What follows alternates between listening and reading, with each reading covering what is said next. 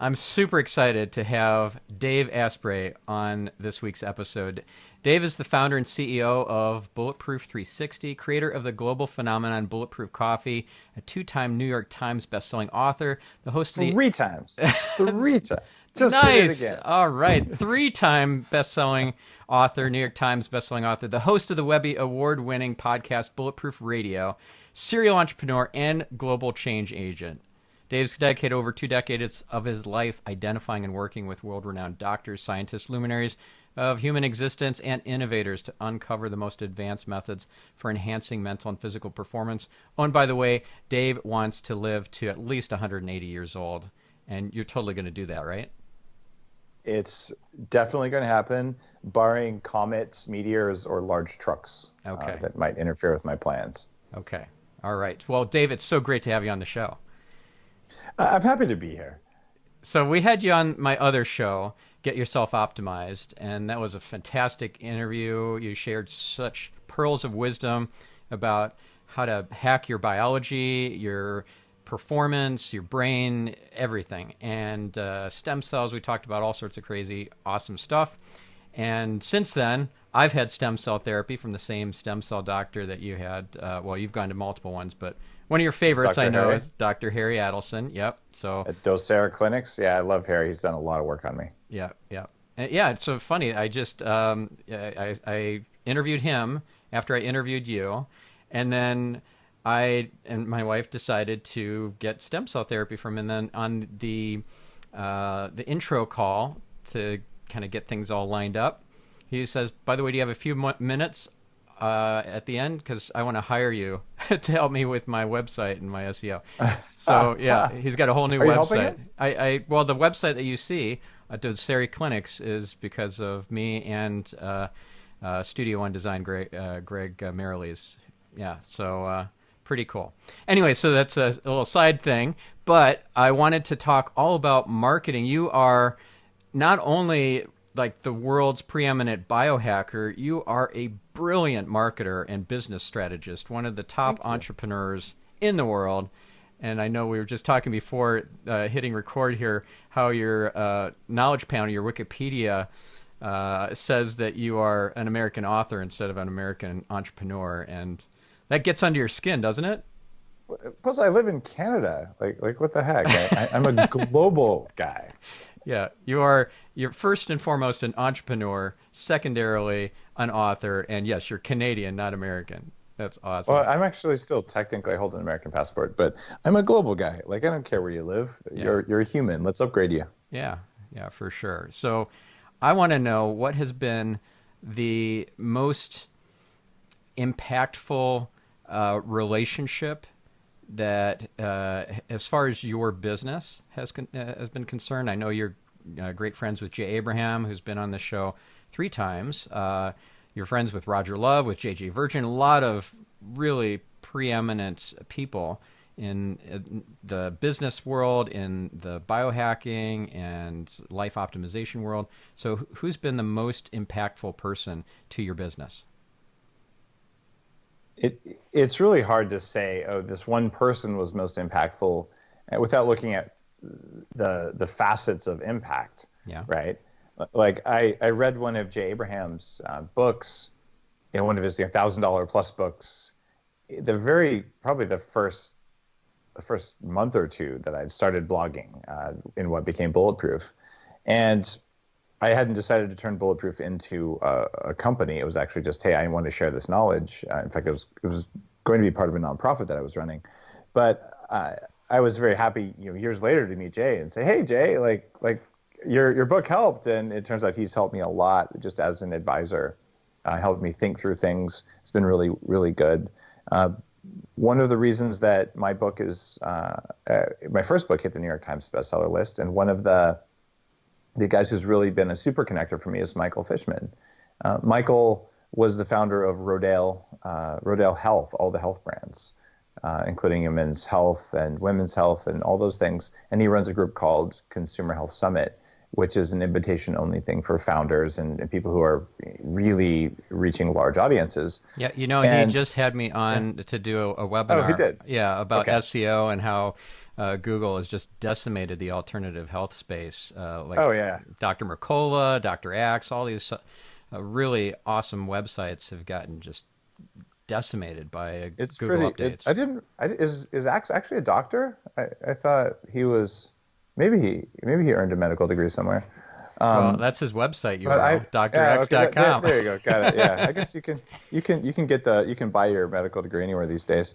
But Okay. there's real doctors like Dr. Mercola out there who've, been cranking it for 25 years, and everyone who has a message about what works just got nailed by Google. And it looks to be, the work of big pharma. With some tight connections there. We can only say what it looks like. We don't know exactly why, but all I know is I go to Google, I can't find anything I want to find anymore. So I actually started using other search engines. Like what? Not, like I'll go to DuckDuckGo? Bing isn't broken. They have pretty good coverage. DuckDuckGo works. Pretty much any search engine works except for Google. You go to Google, all you get is results from Mayo and Cleveland Clinic. And no disrespect or WebMD, no disrespect intended. I already knew about your websites. Like I want the other stuff. Yeah. And Google won't deliver that anymore. So I'm kind of bummed about that because I'd like to be able to use Google. Just like Facebook, they changed the algorithm a year ago and people stopped using it. Like I don't go to Facebook nearly as much as I used to because they stopped being useful. So if there will come to a point where if you don't get what you want from a search engine, you'll get it somewhere else. You don't get it from social media, you'll go somewhere else, and we'll see what happens there. But I'm hopeful that Google will just realize actually their job is to give people what they want, not to give people what Google wants them to see. Yeah, I just met a Google whistleblower a couple weeks ago through Ken Rutkowski, and wow, fascinating what Google did to intimidate and kind of terrorize him. They called a wellness check on him, and then a SWAT team, all these FBI and police came and surrounded his building, shut off traffic. At Google? No, at his home. Like, what was at work? So he worked at Google. Google did this to him. Google did this to him to intimidate him because he was blowing the whistle on them. He sent a bunch of confidential documents of Google's to the Department of Justice. And lucky for him, he had photographic evidence that he mailed all this stuff in to the DOJ, which he produced on his phone to the SWAT team and everything so that they put all their guns down and said, all right, it looks like this is not what we think this is. So, you're telling me that Google swatted somebody? Yeah, it's called a wellness check when you say that somebody is suicidal and go send some police. So they did that knowing full well that he was not suicidal to send him a message. I had no idea. You could say Google did. It was probably a bad actor at Google. Like I know I have so many friends who worked at Google. I have relatives at Google. They're all good people. And you get crazy people at all levels and all companies. You get one or two bad apples because I can't imagine that being a corporate philosophy for any company to do that, except for maybe Monsanto. I mean, for those guys, there are no morals. Other than that, all right. But we were talking about something a little nicer. So there was Michael Fishman and right. Michael, so he's awesome. He actually introduced me to BJ Fogg, and so me too. Yeah, BJ and I have become friends. We're going to do a workshop together. We were actually going to do that in October with and Naveen Jain as well. So the three of us were going to teach a workshop, but we had to postpone it because we didn't get enough signups at the last minute. We pulled the plug on it, but we'll do it next year. It's kind of funny you mentioned Naveen Jain because Michael introduced me to JJ, who helped me get my first book out the door, and then Naveen has been a great friend and mentor and entrepreneur just resource for me. And I've been an advisor to his company, he's an investor in my company, Peter Diamandis. Like, how do I put one name? There's a whole bunch of entrepreneurs out there, and people who are influencers. They just want to do good. Yeah. Right. And when they see someone who's doing good, they'll just stand up and help without an expectation of I'm paying it forward or anything like that. Like, I just want good stuff. And so I've been blessed to meet some amazing people, and I truly couldn't tell you this one was most impactful, but that's a good list. Well, I just had a sales call earlier today, and one of the people I brought up in the conversation was Jay Abraham, and I mentioned his principle of preeminence, and I said, I'm actually going to send you to a competitor because I think a competitor is going to be a better fit for you. And that's what preeminence is all about. And I learned this from Jay Abraham, and he's like, who's that? And wow, just hearing you say this makes me want to hire you on the spot, even though I can't afford you. Well, He seriously said that. Really cool. If you look at Jay, man, jayabraham.com, he's like, I have done 10,000 consulting engagements. I've created all this content. I used to sell it all, $10,000 for this, $5,000 for this. He's like, I just want people to benefit. So, here, I'll send you a hard drive for some ridiculously low amount of money, like all of my work. Like I'll mail you a hard drive. Yeah. And I think that says a lot about who he is. And he sent me like hundreds of thousands of dollars worth of his information products and trainings and stuff. Yeah. He's amazing. An amazing human. And if people are stuck as entrepreneurs, there's no better guy to call. And he'll say, oh, here's where you're leaving all the money on the table. He has like, Neo from the Matrix, sees everything in ones and zeros. Jay's like that for like all the places you're not making money in your business. So his mind is very cool. Yeah. He's been a great help. Yeah. Very, very cool. So what about like your biggest or most impactful JV partnership? You learn in business school that the 99% of JVs, like formal, actual joint ventures, fail. As in, you form a new company, each company contributes resources and all that. And then you get into this world of like affiliate marketing, and everyone's like, I'm going to do a JV. I'm like, you don't even know what a JV is. I'm sorry. It's very loose definition. Yeah. I ran strategic planning for a $36 billion company. And I know what a JV is, and you're not doing a JV. What you're doing is you're basically doing this sort of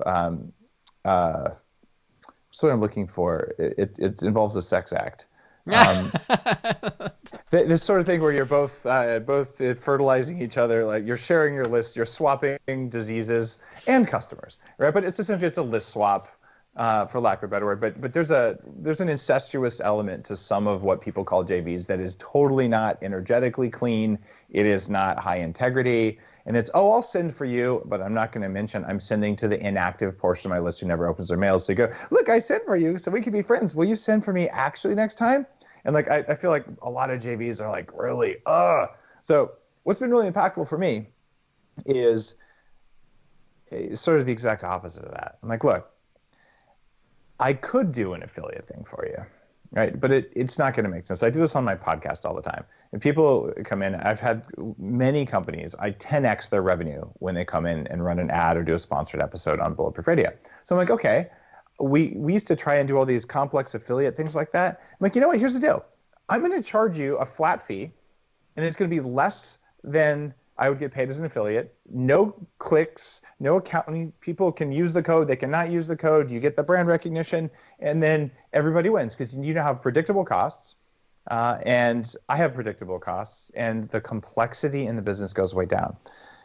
So I like those, and I've had some complex things where it's like, okay, you're going to buy copies of Superhuman, my new book. You're going to send it to your people, and I'm going to promote your thing. But this isn't really a JV. It's like I would promote your thing because it's cool. Like because my audience would care about it, that it's Jay Abraham's preeminence thing.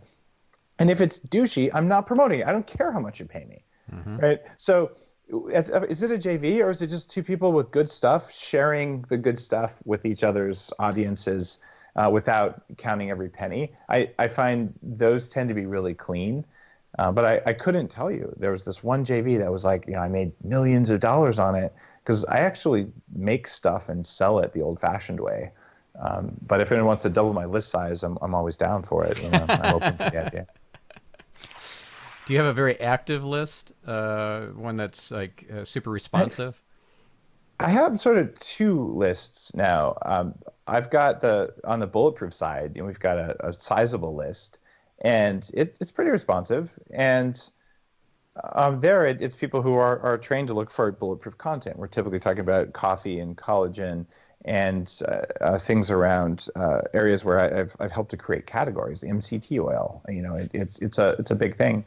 And then on the daveasprey.com side, where I talk about my books, I talk about the future, I talk about biohacking and all that. That list is very responsive, and it's growing really rapidly because I haven't really done a lot on that side of things. But as I'm expanding the message, and as Bulletproof is coming into its own as a mid-sized company, I'm really saying, all right, how can I talk about the things that really aren't about food?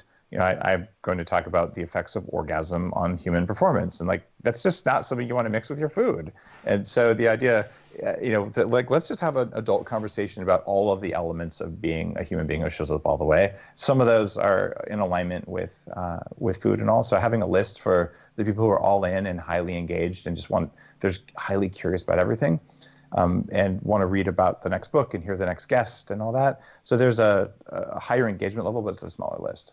Yeah. Okay. And do you promote the Bulletproof Radio podcast on that list? Every episode goes out to that more like fully engaged biohacker type list? Once a week. Once a week. Okay. So, I'll put up a post. I'm still planning some of the stuff. I have 3,000 posts up there that I'm going through. But I have, let's see. Yep, once a week. Here's the 2 podcasts of the week sort of list. Here's the other stuff that you'd want to know about. And the idea there is not to send an email that's, hey, go buy this thing. It's, hey, here's really good stuff that's worth your time. And the idea is, if you spend an hour listening to the show, the ROI you got was worth more than an hour. You spend 4 hours reading Superhuman, the ROI you got was greater than 4 hours. And if you open the email and it takes you 30 seconds to read it, you better get more than 30 seconds back, or it's not worth it. And at the bottom, I'm going to put a link to cool stuff, including Bulletproof Coffee. And if people want to click it, great. They don't have to, but they always got more than the cost of opening the mail. And that's just like a core value for me. So what makes your email newsletters or email campaigns remarkable, worthy of remark, or somehow differentiated from all the other newsletters that are out there? Because people are just flooded with their inboxes spilling over with all these newsletters and stuff, and even good stuff I unsubscribe from. It's really hard. Yeah, it's really funny because there's a lot of garbage newsletters out there. Every company read probably one of Jay's books years ago, said, oh, let's do a newsletter. And I mean, newsletters originated with Agora and sending a direct mail letter to your house. And now we have these things, but most of the time people don't want to go to the work of writing something that's high quality. So they hire someone with very little experience for $23.95 an hour and say, can you crank out some content? And then they send out there, I did a newsletter, I check the box. But if you have the mindset that's, look, and this is actually my true mindset when I'm putting together a book, when I'm creating an episode of Bulletproof Radio, and I do 104 episodes a year. It's the top 0.1% of all podcasts, and it has been for 5+ years. It's amazing. Congratulations. Oh, thank you. But the mindset, it's like this. If your list, let's say, is 1 million people, and you're going to send something that takes 2 minutes to read, okay? And let's just pretend everyone opens it and does it, okay? That's 2 million minutes. Now, I haven't done the calculation recently for how many human lives that is, but let's just look at that in terms of number of hours. So 2 million minutes, right? So 2 million, let's see, we're going to divide that by 60. So we've got 33,000 hours. So how many hours? Let's divide by 24. We got 1,400 days. So there you go. That one email cost you 3.8 years of a human's life. Now when we're dealing with the Bulletproof Radio show, man, I got 2 million downloads a month. The show's an hour, maybe an hour and 10 minutes, and there's an 85% listen through rate. 2 million hours of human lifetime per month. That means that if my episodes are not worth more than I put in them, I'm actually a mass murderer. Like, I have killed 100+ people with Bulletproof Radio if I am not producing more value. And if you write your newsletter for your little startup with that in mind, that you are killing people when you send wasteful content, maybe you'd send less messages and maybe they'd matter more. And you have to have that mindset. Yeah. It is that important. That's powerful. I was just talking to a prospect yesterday, and I was describing a campaign that I helped a client with in 2011.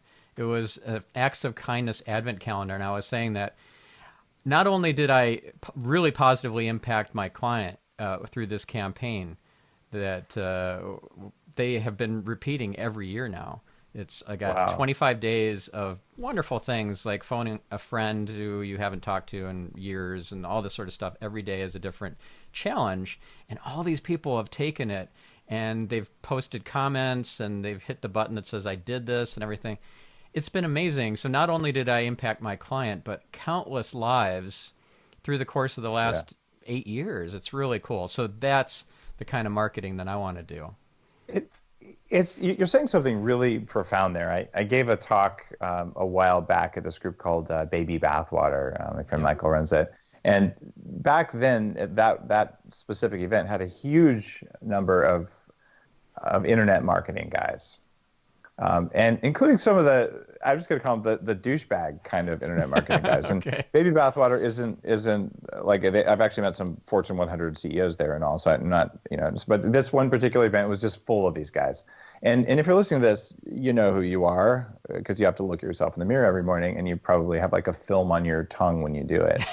and you're one of those people who's like, oh, I'm doing it for the mission. And inside the voice in your head's like, hey, these suckers believe me when I say that. I'm going to get rich and live on a beach, right? And you're willing to sell shit, right? And you're willing, and you don't care because it's all about the numbers, right? And so if you're one of those people, like it doesn't work, right? So if you try to put that I'm killing people, but you're selling stuff that doesn't do anything, or you're selling them stuff that's actually bad for them. Look, there's this thing called authenticity, and people can feel authenticity. And I've had so many people say, Dave, how do I make myself more authentic in my communications? And the answer is really straightforward. You actually have to be authentic. You can't make yourself more authentic. Like, either you do what you say, your words matter, and you choose them carefully, or you don't. And there is no faking authenticity. And if you try to fake authenticity, it's less authentic. And like, you cannot break that. It's a fundamental law. And sure, there's sociopaths and psychopaths, right? And they're pretty good at faking authenticity. And there's always someone in the room who's like, that person, there's something wrong with them.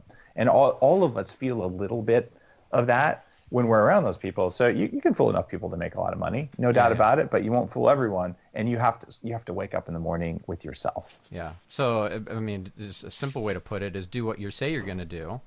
And people who say that they are full of integrity or full of authenticity or whatever are really full of it, because somebody who's very integrous or authentic doesn't ever see themselves as that. That's just kind of the air they breathe and who they are. It's just not a thing they have to tout, right? And my North Star is that I learned this from Kabbalah. It's this concept of revealing light. And everything I do, like this episode, I contemplated before hitting record, how am I going to reveal light in this episode? Even though this is a marketing show, I can reveal light. I can impact people's lives in a positive way and spread light in this world.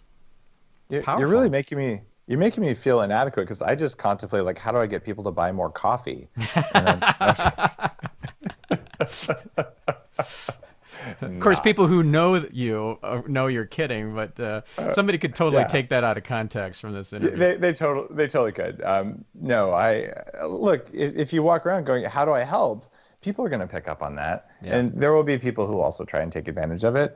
The number of people who copy my content, straight up copy it. The number of people who, someone's on my show, they'll call them the next day, be on my show. It's copycats. And man, it's maddening. Like, when you do something you write about something that's never been written about before, and the next day there's 3 people who claim they invented it, and because they're reaching out to your people saying, hey, can I hire you? And like, so there's entrepreneurs. Their job is to find something great and knock it off, do a cheap, crappy version of it, and then sell it for less.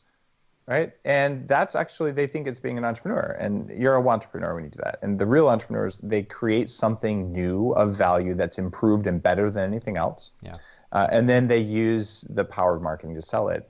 I decided to get decent at marketing because my career in Silicon Valley, I was the first person to sell anything over the internet. Literally, the first e-commerce before we had the word e-commerce was a caffeine T-shirt out of my dorm room. I was accepting checks by mail because you couldn't even do a digital check back then. And I follow this whole path of how technology's happened, and I've seen too many weird things to not just call that out. And in the tech world, the best tech almost always loses because the engineers can't sell crap. And in the world of biohacking, you know how many doctors are good at marketing? Not that many. It's like a really low hit rate. So engineers and doctors are generally terrible marketers, and that means that the people who do the best work, they only do half of it. Creating something is half the work. Getting people to read it, to use it, to hear it, that's the hard stuff for the real creators. It's the hard stuff for me. Like recording an episode of Bulletproof Radio, it's a great, I get to talk to a smart person about something I care about. Like how cool is that? I would do that for free over in a coffee shop. But getting people to listen to it and to have a value in it and to know about it, that is actually much harder and more draining for me. Yeah. And so the idea is a high bar. Yeah, it is. But it's same with a book and same with a cup of coffee and same with anything, anyone listening to this. Look, I don't care how good your product is. If you can't sell it, it doesn't matter. But by the way, if you use the power of selling to sell a subpar product, you're a bad person. Like, go get a life.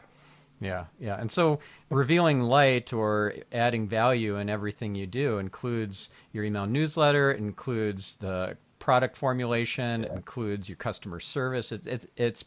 It permeates your entire business. Yeah. And like when I send out my Thursday 3, or my team sends it out, which is my weekly newsletter, it's 3 things. It's what inspired me, what challenged me, and what intrigued me. And by coming up with innovative, interesting, novel stuff that they have probably not heard about, I get tons of great feedback. And I'm not pushing hard my podcast episodes because I have the 2 shows every week without fail, new episode. But that's really in the background in that newsletter. It's really about those 3 things that I think are going to enhance their lives and their businesses. And I get tons of great feedback, 10 times easily, maybe even 100 times more feedback from this newsletter than any previous newsletter I'd ever done, any kind of previous format.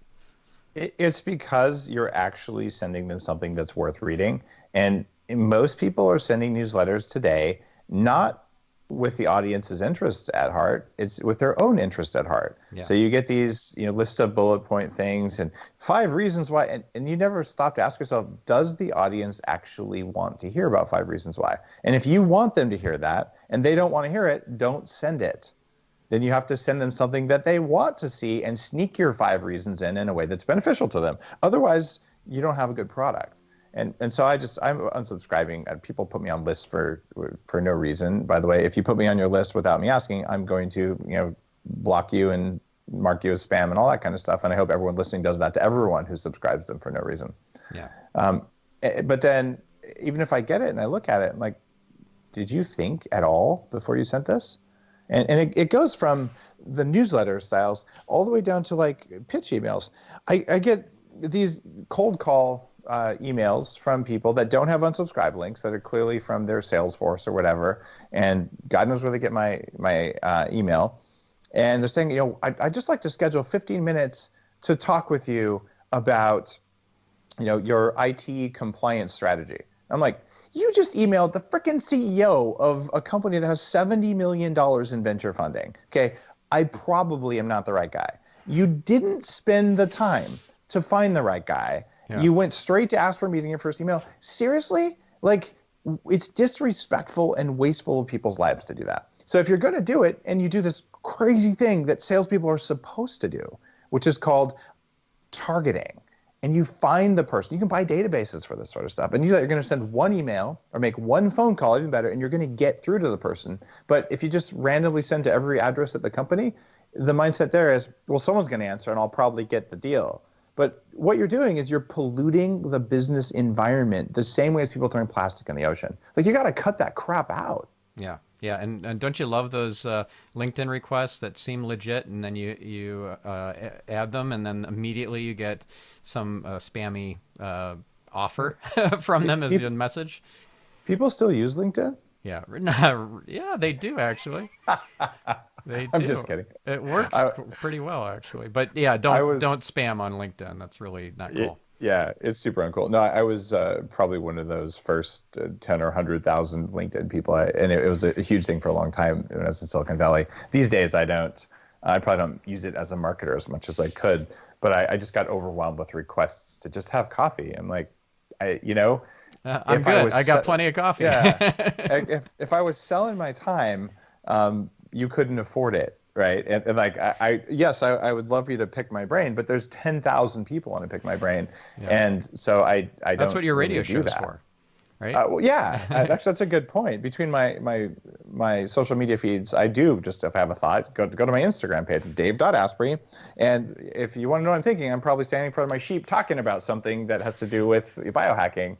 But otherwise, the one-on-one stuff, it's exceedingly rare, and it's usually just because the universe lined it up, and I met someone on an airplane. It just happened. I was flying with someone, and it turns out they had a new water brand, and I actually named the brand for them and told them the value prop they didn't know about, because it was like, I don't know, we got an hour to kill, let's do it, right? But if I was charging for that, I don't think they could have afforded it. But Right. it's all good, right? Well, that's the concept from Tony Robbins that this network of people that you surround yourself with is who you become. So you surround yourself with like-minded people who are like at a level above you, and that rubs off, and also the connections that they provide you are invaluable, and the advice, the things that you give to somebody you're sitting next to on an airplane, that just happens at these mastermind groups and so forth.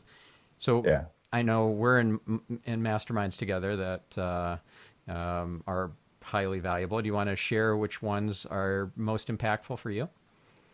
Yeah. I mean, one of the things it's not really a mastermind, more of a networking group, is Metal with Ken Rakowski you mentioned. Yep. Ken's one of those super connector guys who just knows everyone. I've known Ken for 20 years, and he's just been a consistently helpful guy since we were both back in the Silicon Valley, working with a company called Red Swoosh, where Travis Kalanick was CEO way back in the day. And so I have to plug those people who are just giving, like open-hearted giving, super connector people. Mm-hmm. Another one of those is Joe Polish with Genius Network, his 25K group. I'm actually going there in a couple days. Yep, I'll see you there. And good, see you there. Joe is just I mean, he has 500 people there or something, but it's like a wedding. Everywhere, everyone who's sitting with anyone, there's a reason for it. And the first time I sat down, went to that, it was because JJ Virgin with her Mindshare group, which is also something I don't miss. She's like, Dave, you need to go to this. God, this is 25 grand. Like, Bulletproof's pretty small here. But I said, all right, JJ's giving me some really good advice, so I'm going to do it. And I did. And he sits me right next to Peter Diamandis. And I'm like, oh, Peter's from the same planet as me. I love this guy. He's super futurist. And Peter's like, hey, come to my 10th anniversary for the X Prize. And we're going to go to JPL, and it's for a good cause. And then like, oh, that's a lot more than 25K. And I just like checked in with myself and said, this is the single largest check I've written in my company, so far I'm going to do it. So I went and I spent a weekend with Peter, and I met Naveen Jain there, who's a dear friend and advisor. We talked about him earlier. Yep. And I also raised $3 million in funding through that meeting, and made some fantastic friends. Amazing. And I became a member of Abundance 360, which is another group. Yeah, we're both in that. Yeah. And then there's Abundance Digital. By the way, I don't know if I'm allowed to do this here or not, but I am making $0 for it. People who want into Abundance Digital, if you use code Bulletproof40, I'm giving my affiliate commission on that as a scholarship to people, because I want more people to think about the future. So for exactly $0 in my pocket, you get 40% off, because I'm just giving that back to people to get more people in the program. Oh, that's very generous of you. Yeah. It's bulletproof.digital. Use code Bulletproof40. And seriously, no, there's no financial incentive for me to do that. I just interviewed Peter for my show, I think for the 5th time. And just like, look, you want to hang out with the right community? You got Abundance 360, let's see, Consumer Health Summit with Michael Fishman. Genius Network is a really good one. Mastermind Talks with Jason Gaynor. If you can get in, it's pretty darned exclusive. Like, I think there's a waiting list of 8,000 people or something. It's one of the most highly curated groups out there. Archangels is also really, really good. They have some great things. I'm in YPO, Young Presidents Organization. they control something like $4 trillion worth of business revenue around the globe. But you have to have a business at a certain size to get in. It's more of a networking group than a mastermind. But if you get into a forum there, where you have a group of just 6 other people, you can do some very powerful stuff. Because as marketers, as executives, one of the biggest problems is you can't talk to your staff about certain things, right? There are things that only the top person at a company is going to be dealing with. Mm-hmm. And it's board dynamics, it's, fears, it's concerns. So if you spend time for a weekend with a bunch of other people who are doing what you're doing, it can be really transformative, because you realize, you're not the only one like that, because it's actually kind of lonely. Yeah. If you're, you're at the top of a company as it grows, because, you care deeply about everyone, but there's certain things you're not allowed to tell them. Right. And yeah. Back in the day, it was 1999, and the only group I was in at the time was Vistage. It was called Tech back then in Wisconsin, the executive committee. So there was a group of CEOs, small group. It was maybe 10 of us, but they were in such different industries from me. Like one owned a sports facility and stuff. So I didn't feel the same kind of resonance with them, but it was very helpful for me to be able to bounce ideas off of them. I had this crazy idea that I should go move to New Zealand, and I'd never even been there. So I bounced that idea off them, and they're like, that's pretty crazy. But you know what? I just went with my gut. I didn't listen to anybody else. And of course, I couldn't tell anybody on my staff, right? What happened, though, is this funny story. I told my lawyer, I'm like, is there any implications for me in terms of legal obligations if I move to New Zealand and I want to lay most of my staff off and then rehire in New Zealand, but keep a core skeleton team in my Madison office? And then, so I just asked him about that. And then he wrote up a letter and sent it to me. It was 1999. I mean, you could have sent an email, but he sent me a letter, and I was away at a conference, and one of my staff takes the initiative to open my mail. Unbelievable. And she sees that letter. So you have no problems. There are no legal obligations. You could totally move to New Zealand and lay everybody off. She read that to the entire team. So it was like somebody who got murdered when I got back. What a violation. I know. And the person with the low integrity to read that to the team instead of calling you and saying, what's going on here? Exactly. I'm hoping you fired that person without severance. Well, nobody got severance, but she certainly got laid off. I was not happy about that. But you know what? It worked out in the end. There's, as Orion says, sometimes you get the gift and the bow's on the bottom. Mm-hmm. So the gift was nobody raised any legal claims against me because they all saw the letter. They've got no ground to stand on to make a fuss over this. So it worked out in the end. But boy, what an incredible journey that was to be in New Zealand for almost 8 years, and the experience that my kids had growing up there. It was pretty wild. Yeah. I live up on Vancouver Island in Canada, which is a different country, different world than Silicon Valley for sure. But I didn't have to lay anyone off to move up here because Bulletproof didn't exist. I started it on the island, and no one likes to let people go. It's never, if you're one of those 2 people who likes to do it, you're probably a sociopath. Yeah, it was one of the most difficult things to do to lay my. It was like 6 people off. At the time, it was still a small company, and then I had to do layoffs again in 2007, 8.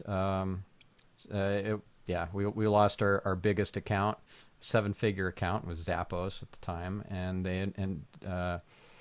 they were using our technology platform. It was a pay-for-performance technology platform, and I found out later that they built their own. So that happens too. I've gone through chapter 22. You know what that is? No. It's chapter 11 twice.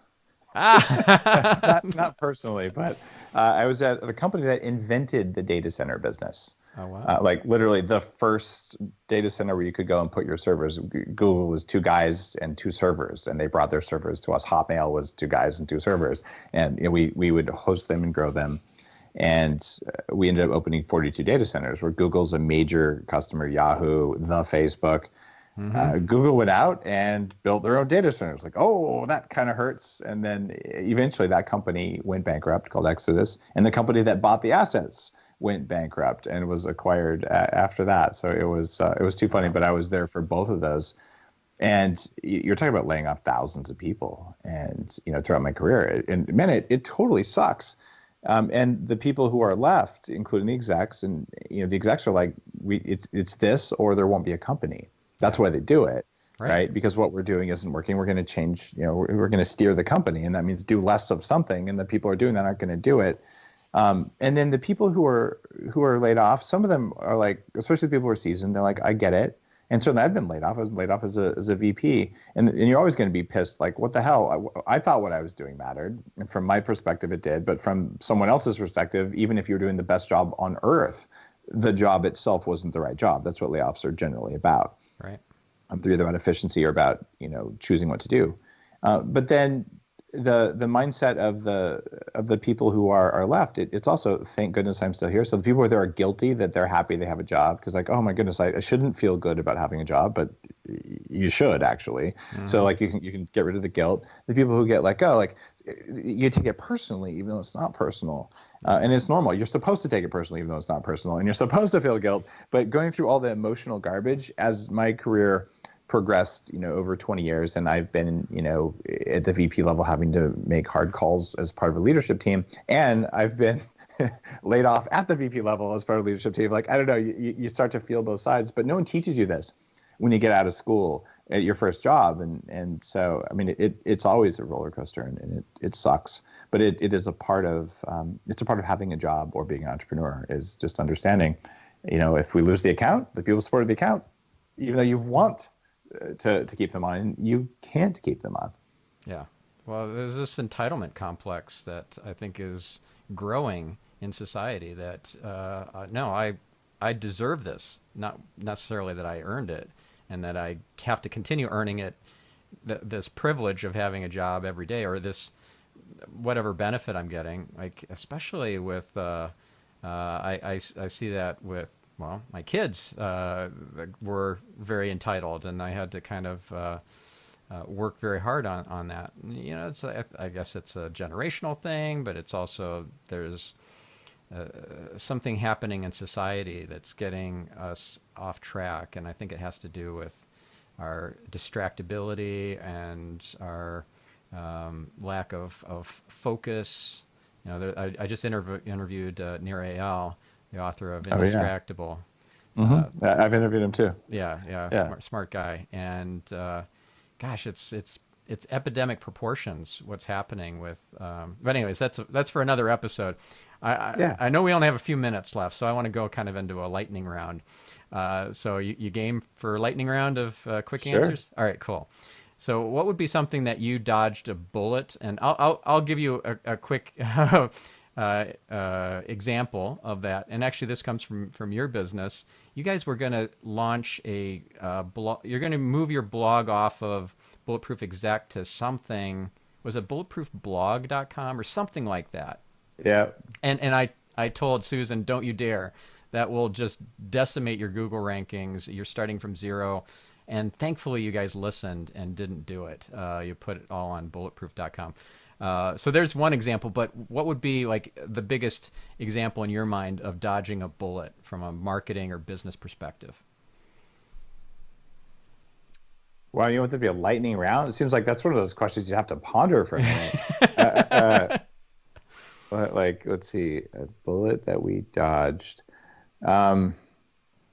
Here's one. A while ago, I actually started a podcast with Jay Abraham. Okay. And it ended up seeing the light of day on Jay's website, and I think he probably put it up as one of his things with entrepreneurs or something like that. But I was going to do it. But the reason that would have been a bullet is that my team was already stretched too thin on running the business. I'm like, I want to help people as an entrepreneur. I've learned a lot of things, and I feel like there's value to add that's greater than the time it would take for me and for the people who do it. But had I gone forward with that, I think I would have just broken my team with just yet another project. So I'm glad that I got to record it because I got lots of quality time with Jay, but I'm also glad that I didn't turn it into a regular thing because I wouldn't have the bandwidth for it. Yeah. So for me, the typical things are I have too many good ideas. At least I think they're good, and usually the team does too. And so that's the risk is not staying focused. Yeah, so it's important to kill off good ideas. Yeah. Right. So product development, I heard this from PDMA, Product Development Management Association, was a client for many years, and one of their kind of axioms is product development should be a funnel, not a tunnel. So not every good idea that enters at the beginning should end up coming out the other end. You should kill off ideas, even if they're 90% of the way done. Yeah. Powerful concept. Okay, so I love your sizzle reel, and I think it's just super cool. It's one of the best sizzle reels I've ever seen, and you have it shown like when you did your keynote at Traffic and Conversion Summit. That was the first couple of minutes of your talk was the introduction of the sizzle reel, and then you coming on stage. What has, well, first of all, what did that cost, roughly, if you're willing to share? And then what has been the impact of having an incredible sizzle reel? It was probably in the neighborhood of like 20 grand, I would think, to put it together. It might have been a little bit less. I would tell you what if I knew the exact number, but I know it wasn't much more than that because I wouldn't have approved it. The impact, here's the deal. Most people, even at big conferences, they don't know how to introduce a speaker. And I have spent a long time becoming what I would like to think of as a world-class speaker, and I command very large speaker fees when I speak at an event.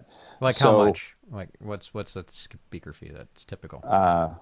It's 50 grand. Okay, that's respectable. Right? It's respectable. There are, Al Gore, I'm sure, kicks my ass left and right. Well, there are folks who charge 100 grand. Yeah, but there are. But this is, I feel like it's a fair thing. I'm giving up, a day or two to get there, and so it's not just an hour talk. You're not available for an hour for 50 grand. I mean, there's a whole lot of travel involved. You got to get there, and then there's all the prep work and all that. So I don't feel like I'm being used for this. And so anyway.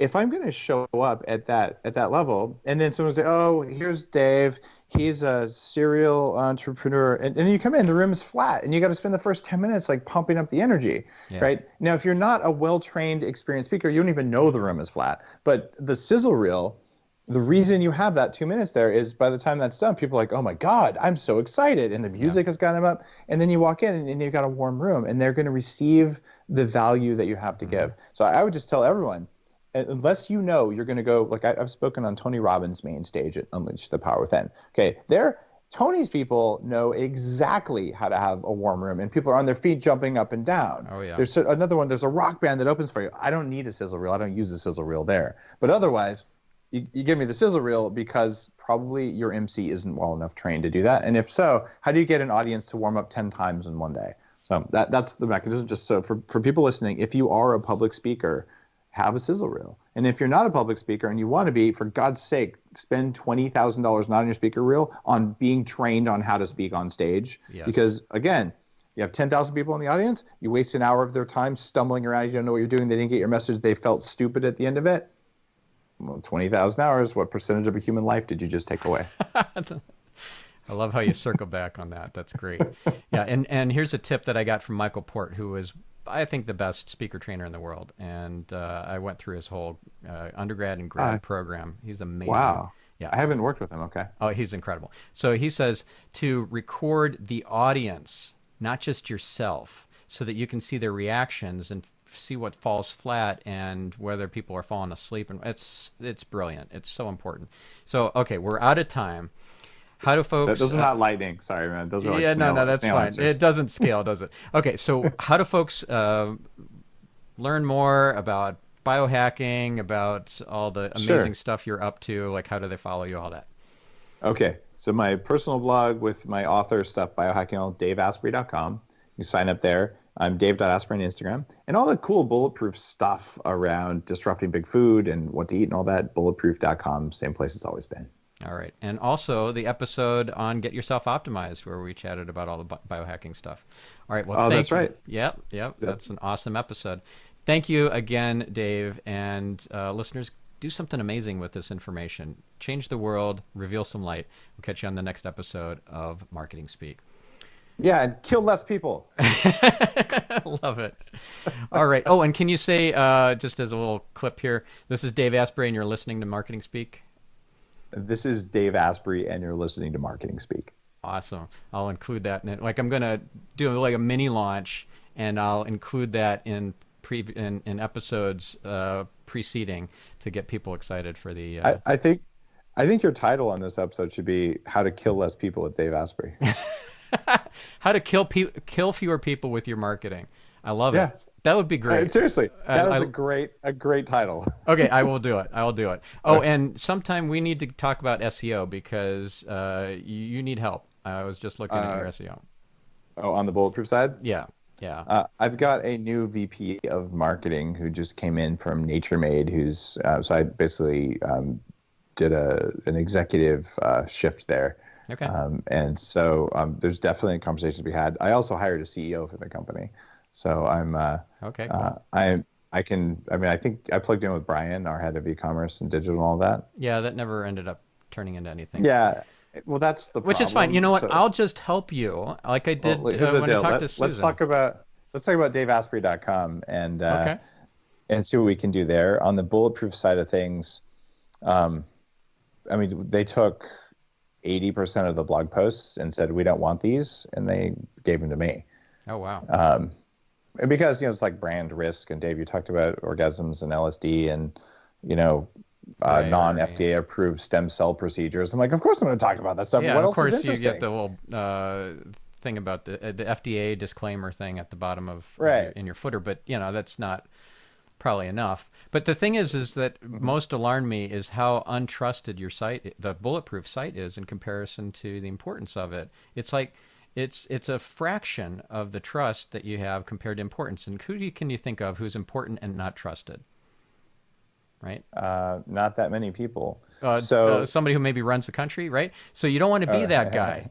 And that's what happens right now with Bulletproof because of the links and the lack of high trust links. So I should at least convey this to your new VP so that he can do something about it. Yeah. I think he would be open to a conversation. It's probably he's my new VP of marketing is all a month in, so he needs to get his eyes, his eyes to stop spinning. But I'm up for that. And then once I get Bulletproof Media, I'm basically moving some heads over to that in the next week or two here. Okay. And once I get that a little bit more fleshed out, I actually it's on my list to talk with you about, hey, what should we be doing here in order to better facilitate the growth of the Dave Asprey thing. And then my plan there is I can take the Dave Asprey stuff and I can send emails that have links back to Bulletproof in them, right? Which is just fine. But then I can say whatever I want to say, and Bulletproof benefits from it. But Bulletproof isn't responsible for it, which is pretty cool. Yeah, arm's length. Yeah, it's good. Yeah. So, and I'm happy to talk to you too at the annual event because we'll both be there. Yeah, we'll get some time then. All right. Thanks, man. Thank you so much. Sorry, one more thought for you too. Yeah. I am selling a small number of shares of like Bulletproof founder shares of the company. Okay. Which I'm basically using that to raise money that I'm going to use to keep the media side growing. But if you know people who might be interested in that, people who like the brand and who want to pick up some shares at a pretty low multiple of revenue, I'm open to that. So, okay. So do you have a minimum amount so that you're like $10,000 is the minimum or anything like that? Right. Well, I would for people who are friends and true believers, like 50. 10 would be really low, but I put together a special purpose vehicle so I can accommodate that. But the general thing is I'm looking for $500,000 chunks, but really there'll be a few people coming in for a couple of million. And then a bunch of other people are saying 50, 75, whatever. So but if you know people who are just sort of who could be interested in that kind of thing, I'm just putting out soft inquiries with friends saying, hey, this is coming online. Okay, cool. Yeah, well, I'll talk to my wife and see if she wants to, together if we want to put any money in. It'd be more like the 50 if we did, but I'll talk to her. If you want to do it, what I could do, I have to check with attorneys and securities people like that. I can probably add some additional shares to that.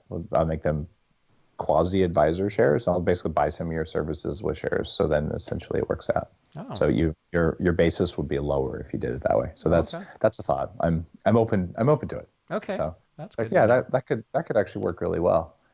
Because then I got skin in the game. Well, you got skin in the game, and then you got more skin in the game, and I don't have to have the cash outlay, but your upside is much larger than it would otherwise be. So yeah, but if it's of interest to you, I know a bunch of other people in the space, and it's a very small percentage of my shares. So I'm not checking out by a long shot, but it's enough to enable the media company to do the big things. Okay. Interesting. Including hire guys like you, actually. Awesome. All right, man. All right. Well, Catch you later. See you soon. Bye. See you soon.